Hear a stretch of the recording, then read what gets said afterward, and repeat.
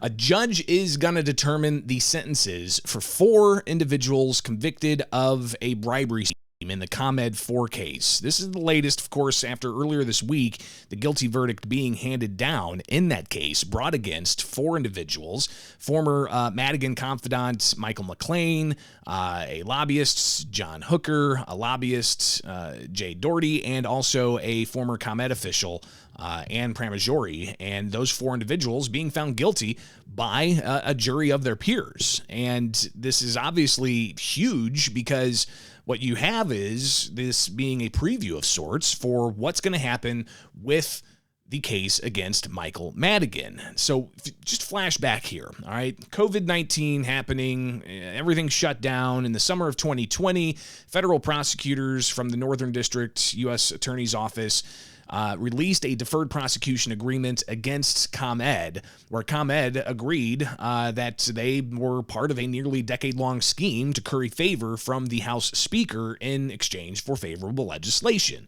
for the utility.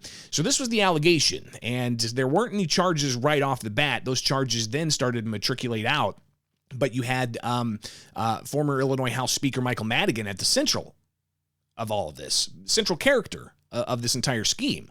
And the allegations were, we didn't have necessarily the evidence yet, but we knew that there was going to be a lot to come out of this. You then had a House panel convened that Republicans requested and demanded to essentially say, we need to investigate Madigan here. And I remember covering those hearings, again, in the era of COVID, where there were a lot of questions being raised and Democrats saying it was politics being involved, but Republicans saying there needs to be accountability. So they had that special investigative committee look into Mike Madigan, and they even were able to get some emails from ComEd to show conversations back and forth about little to do nothing jobs for certain individuals to help out, quote, our friend, which turned out to be the former Illinois House Speaker. So you then had 4 individuals charged, the 4 that were found guilty this week of this nearly decade-long bribery scheme.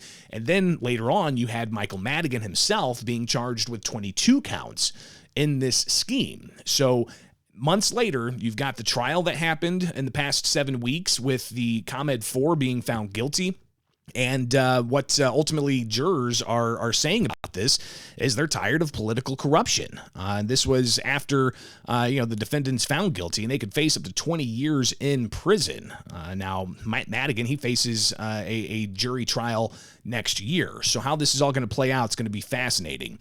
But a corruption expert, St. Xavier University professor David Parker, he really laid out kind of what are the next steps here in the ongoing saga of Mike Madigan and criminal accusations that have been leveled against him.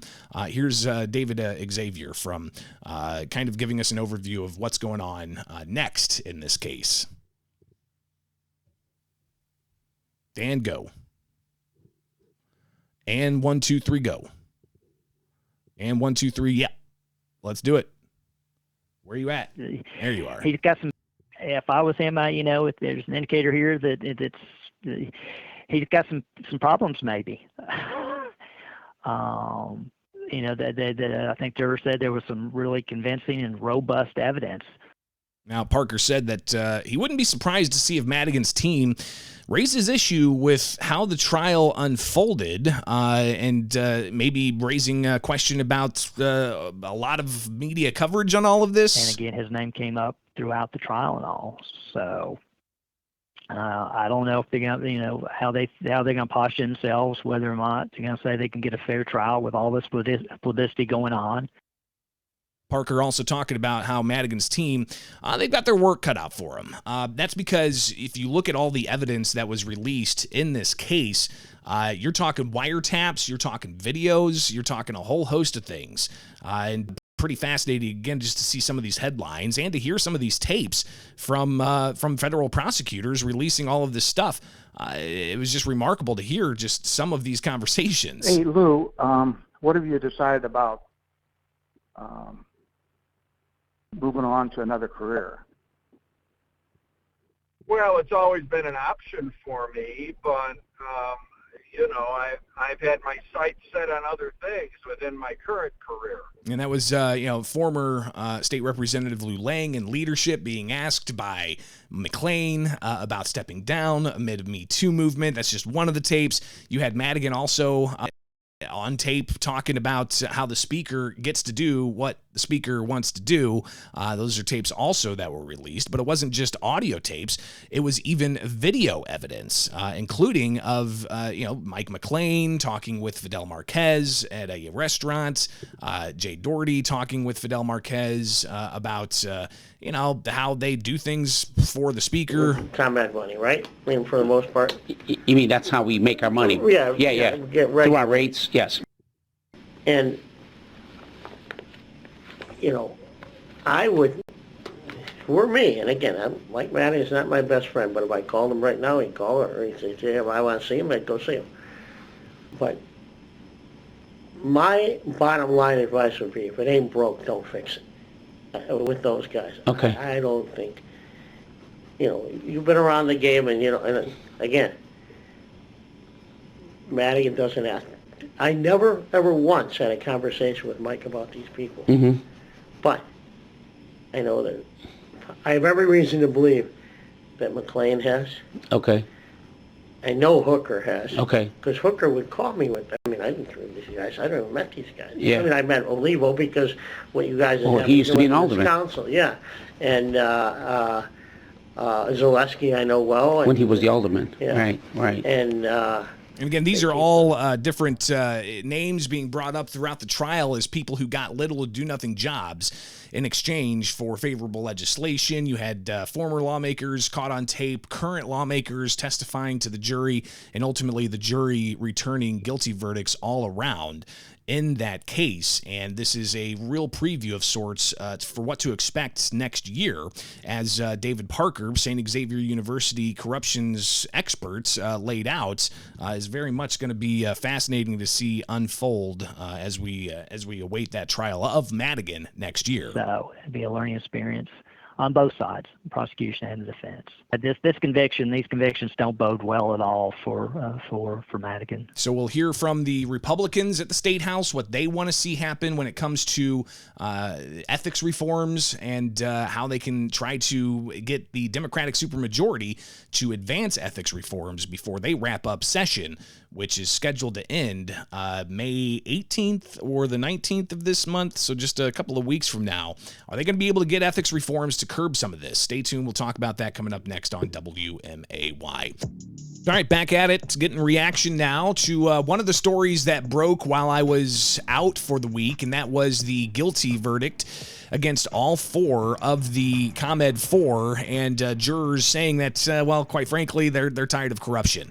And the case, really the defense saying that, hey, this is just kind of politics. This is how it is. But the juror saying that, no, that's not how it is. They're tired of corruption. A judge is going to determine the sentence for the ComEd 4, but all of this is a preview of what to expect from the trial expected for House Speaker Michael Madigan next year.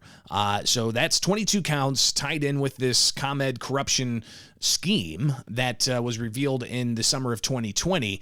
So it kind of shows how here we are, almost the summer of 2023, and how the wheels of justice do move slow. But when it does ultimately come to a conclusion, that hammer comes down. So guilty across the board for the ComEd 4. What does that mean for Madigan's case, which is going to be heard next year? Obviously something to watch very closely. But Republicans at the State House, in the super minority, they very much have this as what they're saying indicates the absolute necessity for there to be substantive reforms to the state's ethics and how politics are conducted in Illinois. Here is House Minority Leader Tony McCombie earlier this week reacting to the guilty verdicts. And take it away. This guilty all charges verdict has proven what Republicans have already known. We need real ethics reform. Our system has allowed bad actors and political insiders to succeed at the expense of honest, hard-working Illinoisans. This must not continue. We have an opportunity to invoke change For years, our caucus has put forth proposal after proposal to no avail. We hope the news today marks a distinct change in the ongoing chapters of corruption in Illinois politics. Every single Illinois lawmaker should be compelled to work with us on this, to prevent this embarrassment from continuing, to bring about honest, accountable, and trustworthy government. Ethics reform should be the General Assembly's top priority. How many indictments is too many? How many more court rulings do we need to make unethical behavior stop? We can't do this alone. We will always be ready to work, put ideas forward, and fight for what's right. To work toward a better state and an efficient, effective government that our Illinois families deserve. So I'm calling on our Democrat colleagues to work with us and to let's get this done before we adjourn. So again, that's the House Minority Leader, Tony McCombie, reacting to the ComEd 4 guilty verdict across the board, and how the need for ethics reforms are desperate for taxpayers, for ethical government. Ryan Spain, a Republican from Peoria, reiterating that during a news conference earlier this week. And today is a sad day for Illinois. And while I'm certainly glad that justice was served, today should be a reminder on the sad state of our politics in Illinois, a state that has persisted for far too long under the leadership of Mike Madigan and unfortunately continues forward today. Again, my name is State Representative Ryan Spain. I represent the 73rd District and serve as a deputy leader for the Illinois House of Representatives in the Republican caucus. And one of the things that I've been very proud of in the years that I've served here in the legislature is that after the deferred prosecution agreement was revealed with the Department of Justice and Commonwealth Edison, I was one of 3 Republican House members that called for and convened a special investigating committee to examine the terrible deeds of Mike Madigan and his associates, the things that we've been seeing now play out in a federal courtroom in Chicago for the last 7 weeks. We convened and launched an important investigation with substantive work asking for follow-up and investigation into these matters that we've heard about in detail in the prosecution and now the guilty verdicts that have been delivered today. What was the response from the Democratic legislators that participated in that investigating committee? Cover up and sweeping the facts under the rug. Members of that investigating committee now serve as the Speaker of the House, now serve as the chairperson of the Democratic Party of the state of Illinois. This is embarrassing. For too long, we have allowed the poor ethical behavior of people like Mike Madigan, his associates, and others to become the way we do business in the state of Illinois. And unfortunately, the Madigan way is still the way in which our government works here in Springfield. It has to stop now. As the leader said, how many more indictments? How many convictions? How many people have to go to prison before Democrats in the state of Illinois will get serious about rooting out the corruption that has drug our state down for far too long?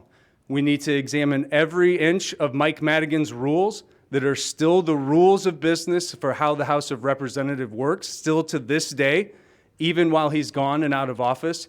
And we need meaningful engagement on ethics reforms that tackle many of the problems that you've seen on full display in the federal courthouse. So again, that's Ryan Spain. He is a leader in the House Republican caucus that's looking to really tackle ethics reforms, but not just things to shore up bad behavior from lobbyists and lawmakers, but also to change the House rules so there can actually be more equity when it comes to what kinds of bills actually get heard, debated, and brought up for votes. So again, this saga, just another page being turned here. There's a lot more to happen when it comes to the ComEd 4 with sentencing, but also with the trial next year of former Illinois House Speaker Michael Madigan.